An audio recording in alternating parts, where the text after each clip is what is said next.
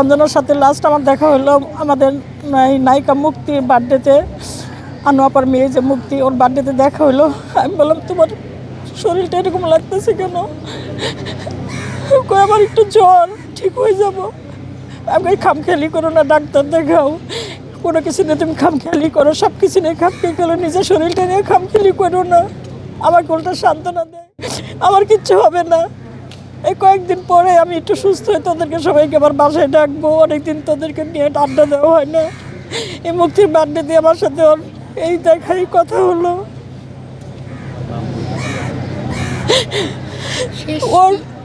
ওর স্মৃতি, ওর প্রতি কোনো স্মৃতি আমাদের অন্তরের ভিতরে থাকবো। আমরা এত কাছে থেকে মিশছি, এত কাছে থেকে আমরা একসাথে হয়েছি যে বলার মতো না। ওকে কখনো যদি আপনি করে বলতাম রেগে যাইতো যে একসাথে কাজ করি, একসাথে চলি, তুই তো আমারই কথা থাকবে সেখানে আপনি কেন?